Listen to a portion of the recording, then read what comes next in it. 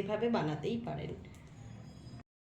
খুব সহজেই বাড়িতে এক পাকে বানিয়ে নিন মুসুরির ডাল। কিভাবে বানাবেন দেখুন, খুব সিম্পল।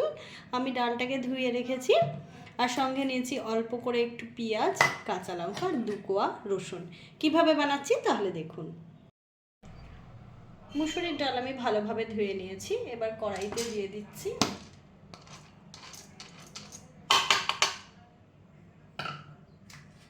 তারপর দিয়ে দিচ্ছি কেটে রাখা পেঁয়াজ, সঙ্গে দিচ্ছি কেটে রাখা লঙ্কা। এই ডালে কিন্তু আপনার গোটা রসুনই যাবে। দিয়ে দিলাম। এবার দিয়ে দিচ্ছি পরিমাণ মতন হলুদ,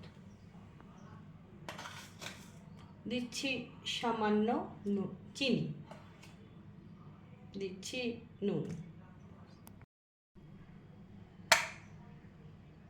দিয়ে দিচ্ছি সরষের তেল। এবার আমি এটাকে একটু নেড়ে দিচ্ছি, কিছুই না, শুধু এভাবে একটু নেড়ে মশলাগুলোকে ভালোভাবে ডালের সাথে মিশিয়ে দিচ্ছি। এখনো কিন্তু আমি গ্যাস অন করিনি, শুধু খুন্তি দিয়ে এটা নেড়ে নেবেন।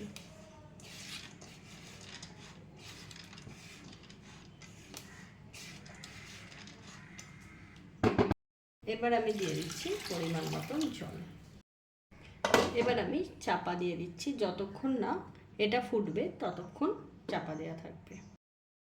দেখুন ডালটা তৈরি হয়ে গেছে, কত সুন্দর আর কত সহজে এইভাবে আপনারা হাতে মাখা ডাল তৈরি করতে পারবেন।